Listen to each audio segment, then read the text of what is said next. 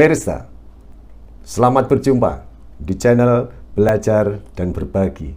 Video kali ini kita belajar mengenai pengelolaan limbah B3, khususnya tentang limbah B3 yang dikecualikan dari pengelolaan limbah B3. Seperti kita ketahui, pengelolaan limbah B3 merupakan salah satu yang diatur di dalam Peraturan Pemerintah Nomor 22 Tahun 2021 mengenai penyelenggaraan perlindungan dan pengelolaan lingkungan hidup. Pengecualian limbah B3 merupakan salah satu penyelenggaraan pengelolaan limbah B3. Kemudian ada seorang kawan yang bertanya, Pak Us, limbah B3 yang seperti apa yang dapat dikecualikan dari pengelolaan limbah B3? Mau tahu penjelasannya? Kita saksikan video yang satu ini.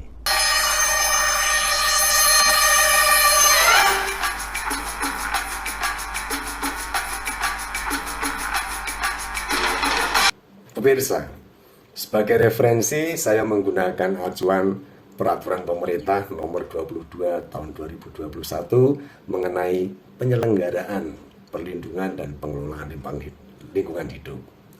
Namun sebelumnya kita akan harus mengetahui terlebih dahulu mengenai apa sumber dari limbah B3 dan kemudian apa saja nih kategori bahaya dari limbah B3.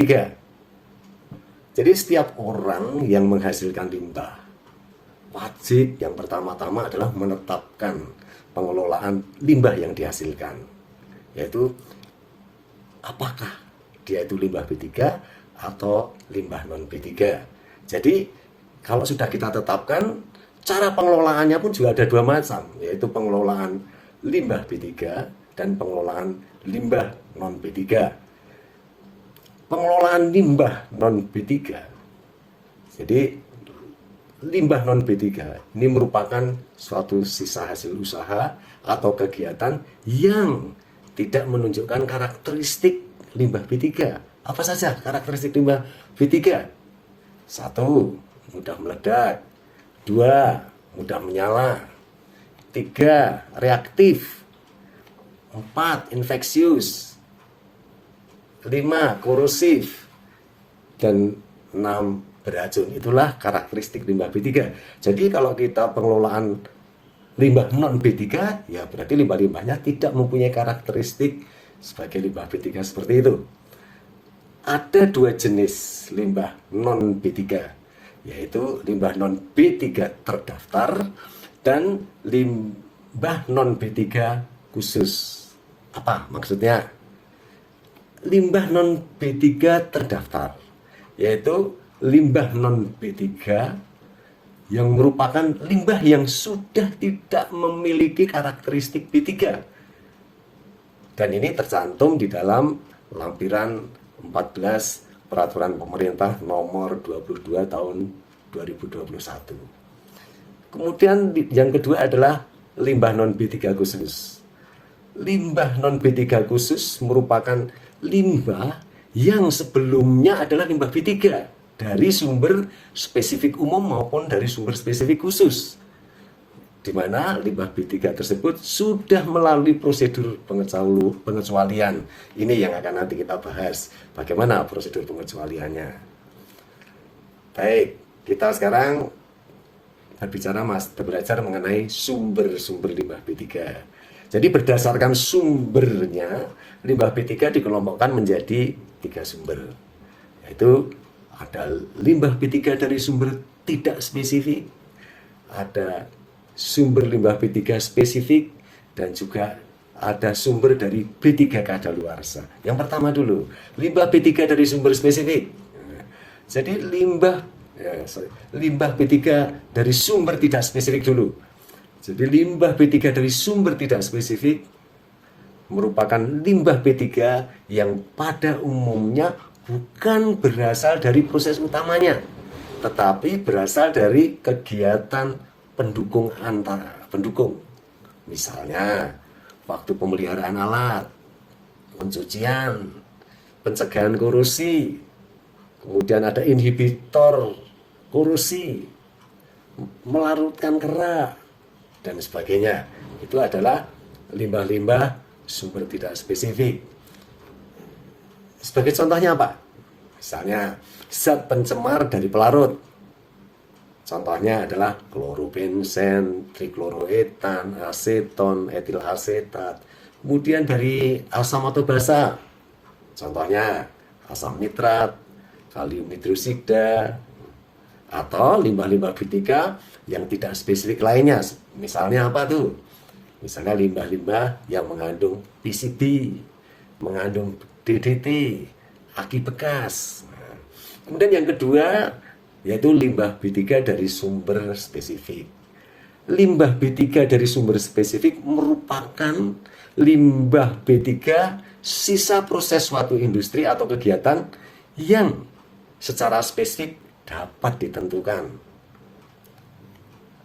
Limbah B3 dari sumber spesifik ada terdiri dari dua jenis, yaitu spesifik umum dan spesifik khusus. Limbah B3 dari sumber spesifik umum, contohnya limbah karbon dari industri pupuk, misalnya pada proses produksi urea, proses produksi ZA. Kemudian juga misalnya contohnya adalah limbah selat dari proses produksi atau fasilitas penyimpanan minyak bumi. Nah, itu adalah contoh limbah B3 dari sumber spesifik umum. Kemudian yang kedua adalah limbah B3 dari sumber spesifik khusus. Contohnya limbah copper slag dari proses peluburan biji tembaga atau smelter ya. Kemudian juga bisa limbah fly ash, bottom ash dari proses pembakaran batu bara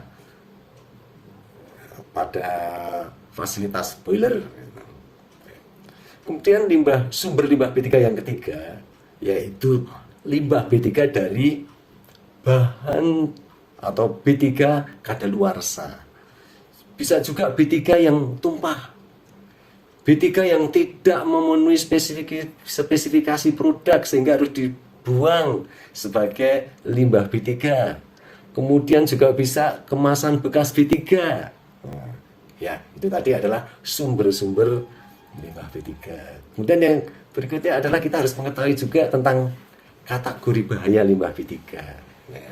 Jadi limbah B3 itu dari sisi bahayanya dikategorikan menjadi dua, kategori 1 dan kategori 2. Kategori 1, limbah B3 kategori 1 itu merupakan limbah B3 yang berdampak akut dan langsung terhadap manusia, dan tentu saja berdampak negatif terhadap lingkungan hidup.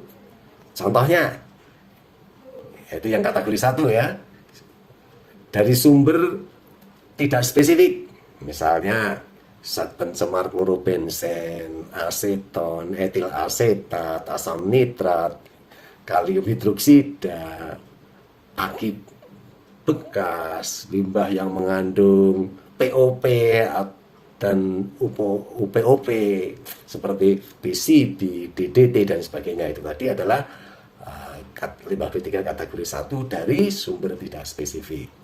Kalau dari sumber B3 kadaluarsa, ini juga kategori 1. Jadi limbah B3 kategori 1 dari sumber B3 kadaluarsa, B3 yang tumpah, B3 yang tidak memenuhi spesifikasi yang tadi dibuang sebagai limbah B3. Bekas kemasan B3 yang kemasannya itu tercemar aluminium fosfida misalnya, asam fluoroasetat misalnya. Nah, itu tadi adalah termasuk kategori limbah B3 1. Kemudian kategori 1 yang dari sumber spesifik umum.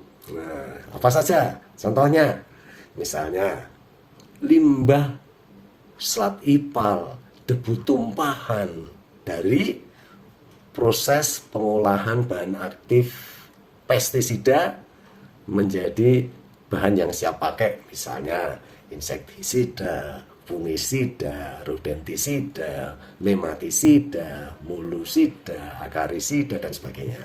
Ya, itu tadi kategori limbah B3 kategori 1. Kemudian limbah B3 kategori 2. Ini merupakan limbah B3 yang mengandung B3 dan biasanya memiliki efek tunda dan berdampak tidak langsung terhadap manusia dan terhadap lingkungan hidup, dan biasanya memiliki toksisitas subkronis atau kronis. Contoh-contohnya apa saja? Kita lihat, misalnya limbah dari sumber tidak spesifik dulu. Misalnya lead scrap, minyak pelumas bekas, limbah resin atau penukar ion, limbah elektronik seperti lampu TL, PCB, kawat logam, dan sebagainya. Itu jadi ini merupakan limbah B3 dari sumber tidak spesifik kategori 2. Kemudian limbah B3 dari sumber spesifik umum yang kategori 2, misalnya katalis bekas dari proses produksi urea, produksi pupuk maksudnya. Produksi pupuk itu bisa urea, bisa ZA, bisa TSP, DSP, kalsium sulfat, asam sulfat, amonia, asam nitrat, dan sebagainya. Kemudian limbah B3 dari sumber spesifik khusus yang mempunyai kategori 2, misalnya fly ash, bottom ash dari limbah dari proses pembakaran batu bara pada fasilitas boiler. Contoh lainnya misalnya selat ipal dari proses pengolahan air limbah dari industri pulp. Nah, ini termasuk limbah B3 kategori 2. Nah, kita sekarang sudah mengetahui sumber-sumber limbah B3 dan kategori bahaya dari limbah B3. Sekarang kita masuk ke pengecualian limbah B3. Ya. Ini pertanyaannya, limbah B3 yang mana yang dapat dikecualikan dari pengelolaan limbah B3? Nah, dan bagaimana caranya supaya dapat dikecualikan dari pengelolaan limbah B3? Jadi yang pertama-tama harus diperhatikan, yaitu pengecualian dari pengelolaan limbah B3 itu dilakukan kasus per kasus oleh setiap orang yang menghasilkan limbah B3 dari sumber spesifik. Jadi tidak dapat digeneralisir, tetapi setiap limbah B3 harus diuji. Untuk apa? Untuk menentukan bahwa limbah B3 tersebut dapat dikecualikan atau tidak dari pengelolaan limbah B3.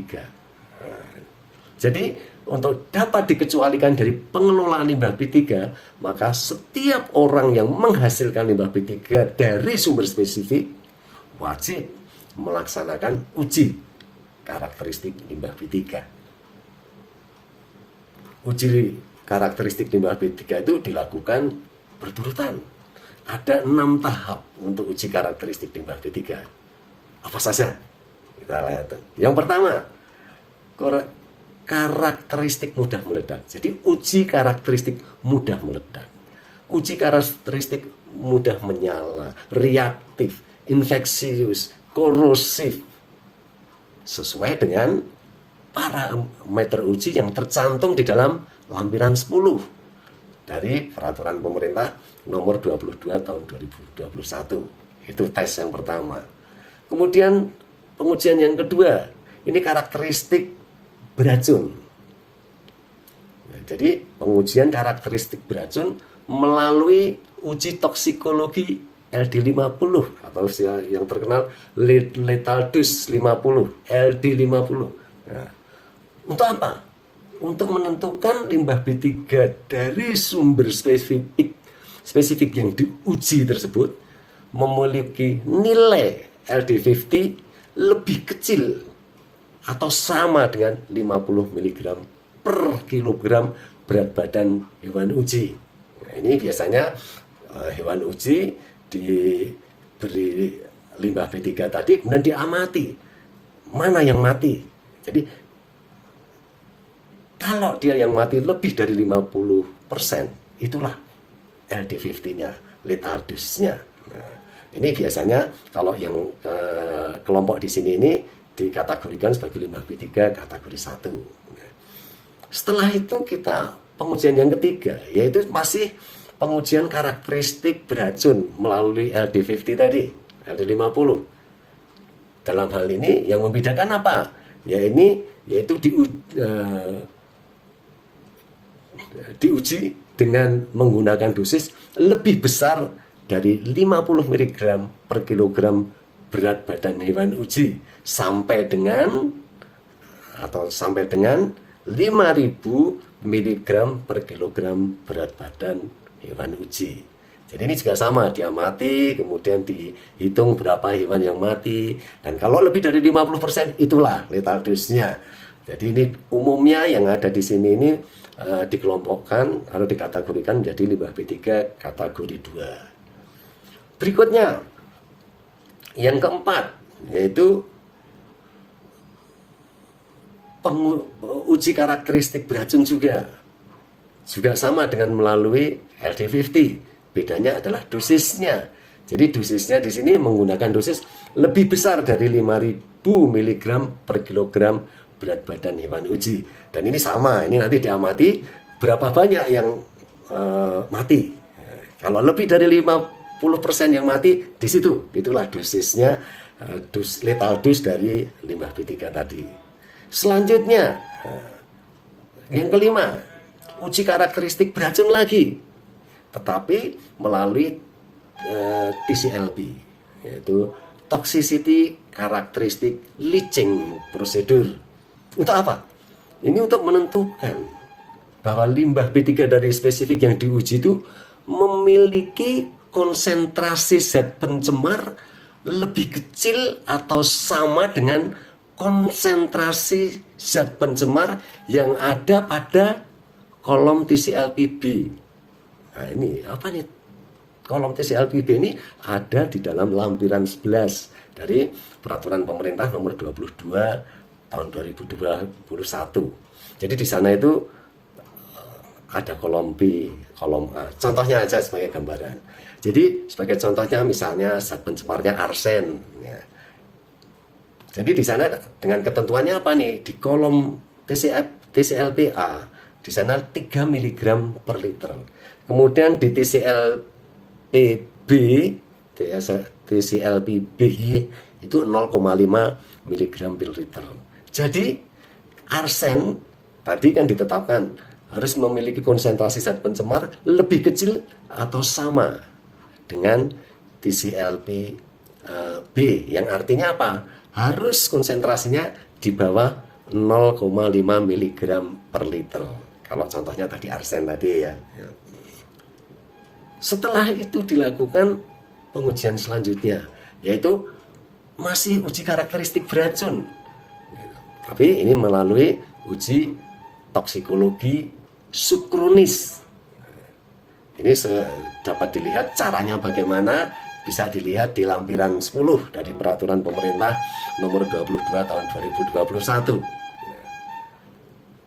Ini dilakukan sama dengan menggunakan hewan uji juga setelah diberi, tapi pengamatannya lama sampai 90 hari, dan yang diamati pun berbeda. Yang diamati itu misalnya pertumbuhannya, responnya, kemudian histopatologinya.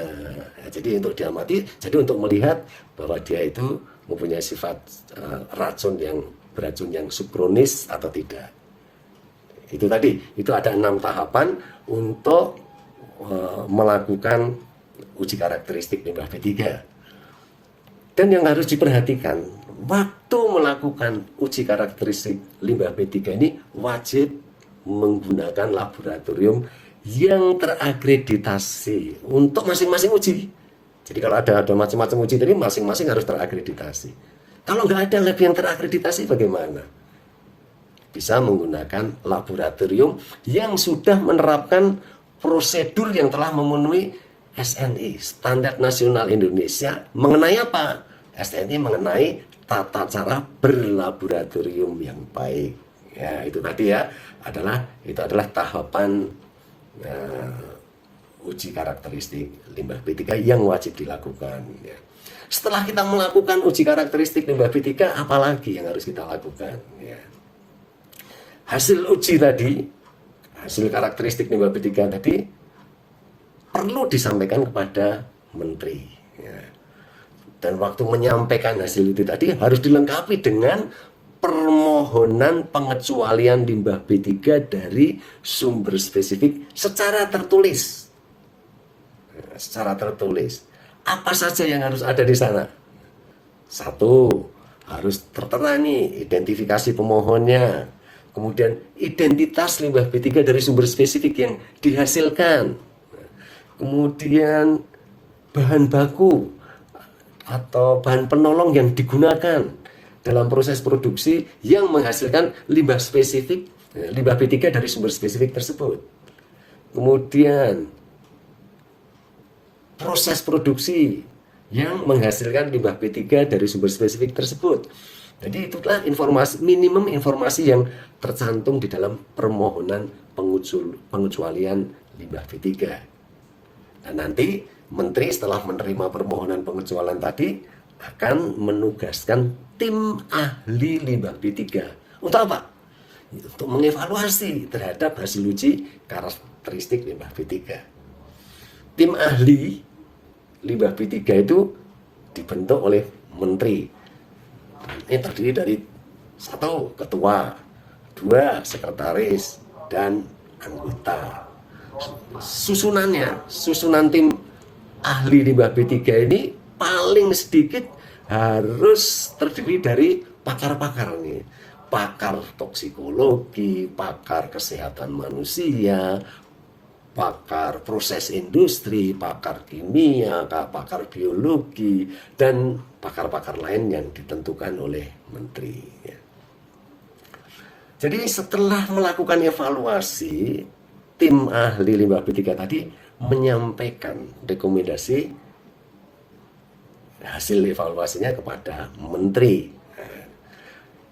Jadi hasil evaluasinya apabila hasil evaluasinya itu menunjukkan tidak adanya karakteristik limbah B3 dari sumber spesifik, maka rekomendasi tim ahli limbah B3 tadi akan memuat pernyataan bahwa limbah B3 dari sumber spesifik tersebut merupakan limbah B3 dari sumber spesifik yang dikecualikan dari pengelolaan limbah B3.